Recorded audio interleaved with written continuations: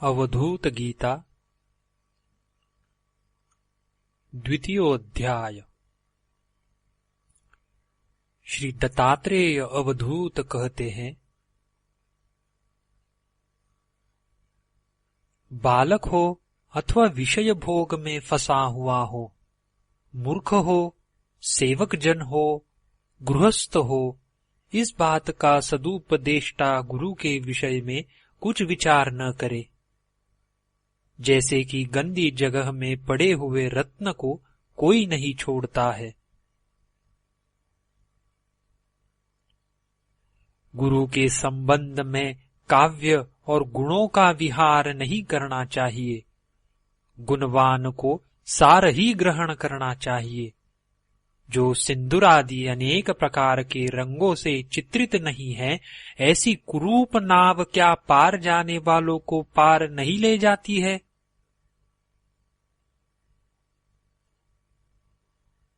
जो कि चलायमान नहीं है, ऐसे परमात्मा ने यत्न के बिना ही सब जगत को ग्रस लिया। वह स्वभाव शांत है और चैतन्य है, आकाश के समान है।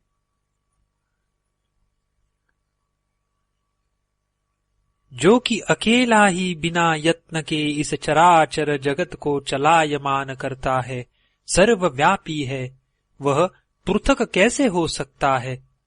वह अद्वैत है। मेरे हृदय को ऐसा ही प्रतीत होता है। मैं सार से भी सार, शिव रूप, गमन और आगमन से रहित, निर्विकल्प और निराकूल हूँ। मैं सब अंग प्रत्यंग से हीन हूँ। देवता मेरा पूजन करते हैं। मैं देवादि का विभाग ग्रहण नहीं करता हूँ, क्योंकि मैं पूर्ण हूँ।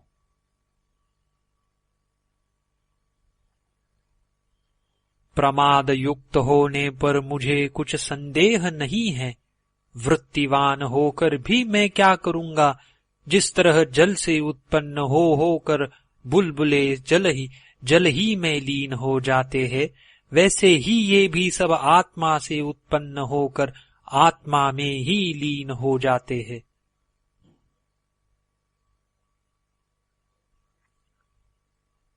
जैसे जल में बबूला पैदा होते हैं और जल में ही मिल जाते हैं, इसी तरह महत तत्व से आदि लेकर प्राणी पैदा होकर परमेश्वर में लीन हो जाते हैं।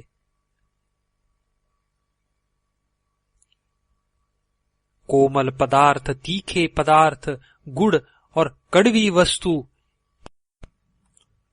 चंचलता और कोमलता, जल में पतलापन जैसे वर्तमान है, उससे अलग नहीं है। इसी तरह प्रकृति और पुरुष अलग नहीं है।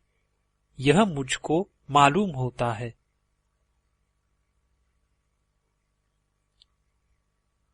परमात्मा सर्वनाम से रहित है, सूक्ष्म से भी सूक्ष्म है, परे है।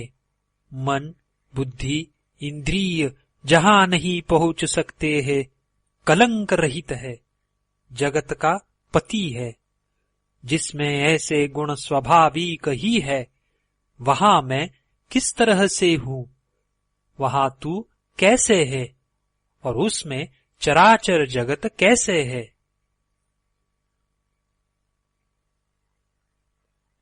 जो आकाश के समान कहा गया है, वह तो आकाश के समान ही है। चैतन्य स्वरूप है, निर्दोष है, सर्वज्ञ है, पूर्ण है।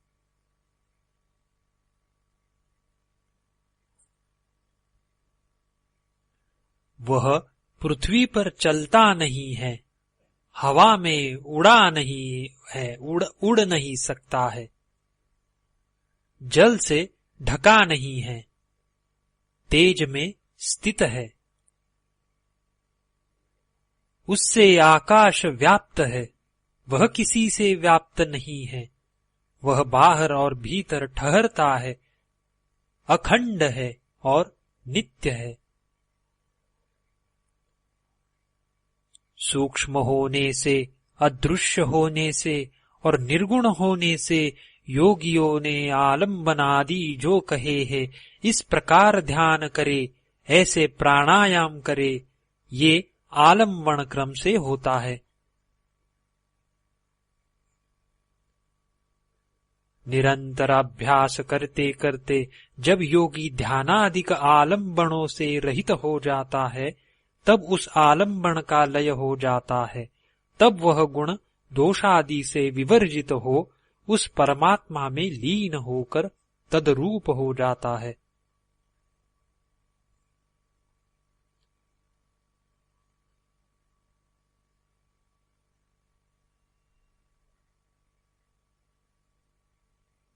मोह और मूर्छा को देने वाला जो भयंकर विष रूपी विश्व है, उसके नाश करने के लिए एक ही अनमोल सहज अमृत है। निराकार जो पदार्थ है वह भावगम्य है, अर्थात हृदय में भावना द्वारा ही जाना जाता है और साकार आंखों से दिखाई देता है, परंतु भाव और अभाव इनसे जो अलग है उसको अंतराल कहते हैं।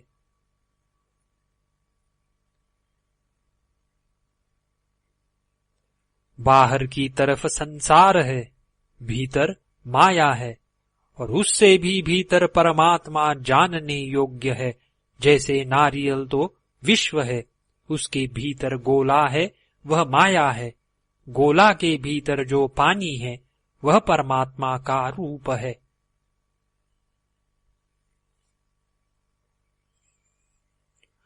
भ्रांति ज्ञान बाहर स्थित है, अच्छा ज्ञान बीच में है। उसके भी मध्य में नारियल के जल की तरह वह चैतन्य है।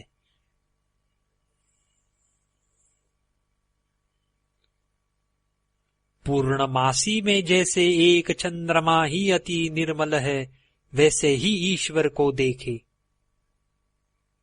और भेद बुद्धि से देखना है, वह आदमी की दृष्टि का फेर है। गुरु और बुद्धि इनकी कृपा से मूर्ख हो अथवा पंडित, जो तत्व को जान लेता है वह भवसागर से छूट जाता है। राग और द्वेष से जो अलग हो, सब प्राणियों का हित करे, दृढ़ बोध हो, धीर हो, वह परम पद को प्राप्त होता है।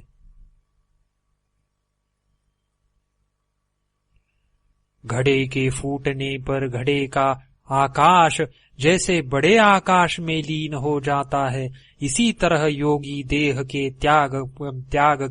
त्यागने पर अपने रूप परमात्मा में लीन हो जाता है।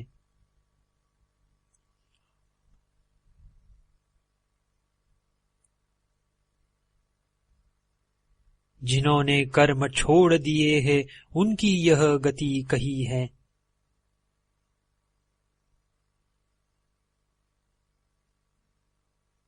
कर्मयुक्तों की जो गति है वह बाईं और इंद्रियों से होती है। योगियों की जो गति है वह कभी कहने में नहीं आ सकती और वह आप से बड़ी हुई है। जो कल्पना नहीं किया गया है और विकल्प से वर्जित है, ऐसे योगियों के इस मार्ग को जानकर उनकी सिद्धि आप ही हो जाती है।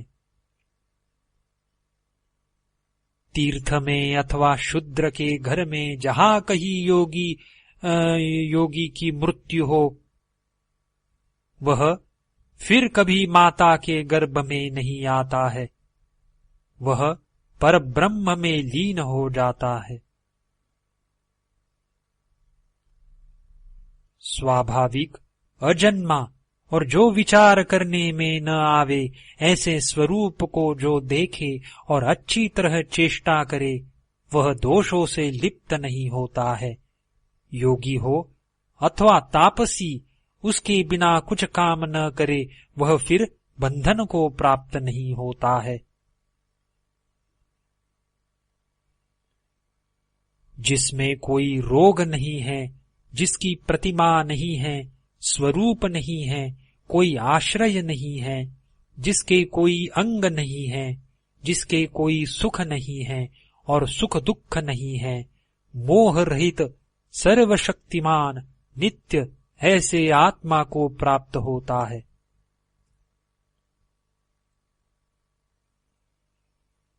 जिसके बीच में न वेद, न दीक्षा, न मंडल क्रिया, न गुरु, न शिष्य, न यंत्र, न मुद्रादिक प्रकाश करते हैं, ऐसे नित्य ईश्वर आत्मा को योगी प्राप्त होता है।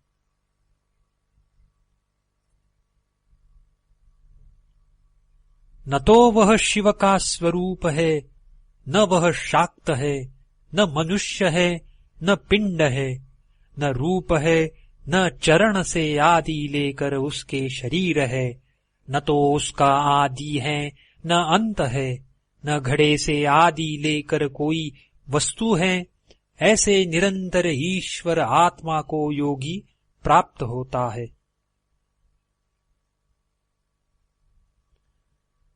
जिसके स्वरूप से चराचर जगत पैदा होता है, स्थित होता है और लीन हो जाता है, जैसे कि जल से झाग और बबूला पैदा होते हैं और उसी में लीन हो जाते हैं, उस नित्य ईश्वर आत्मा को योगी प्राप्त होता है।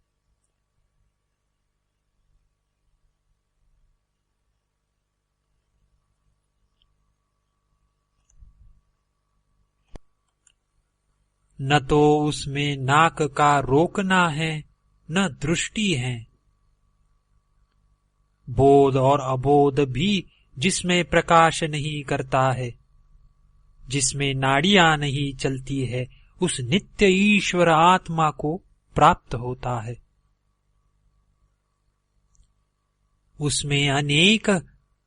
उसमें अनेकपना नहीं है, एकत्व नहीं है, भेद भी नहीं है, छोटापन, लंबापन, बड़ापन ये भी उसमें नहीं है। प्रमाण, अप्रमाण, समता इनसे वर्जित है, उस नित्य ईश्वर आत्मा को योगी प्राप्त होता है। अच्छी तरह जितेंद्री हो अथवा न हो, अच्छी तरह संग्रह करने वाला हो अथवा न हो, कर्म करता हो अथवा न करता हो, सर्वव्यापी जो ईश्वर आत्मा है उसको योगी प्राप्त होता है। न उसमें मन है, न बुद्धि है, न शरीर है, न इंद्रिय है, न पंचभूत है, न इंद्रियों की मात्रा है, अहंकार भी नहीं है, शून्य रूप है, वह ईश्वर नित्य आत्मा है, उसको जीव प्राप्त होता है। विधि, आज्ञा, निरोध, रोकना ये जब परमात्मा को प्राप्त हो जाए, तब भेद रहित योगी के चित्त में न शौच है, न अशुद्ध है, और चिन्ह रहित जो पदार्थ है उसकी भावना और न विधि निषेध रहता है।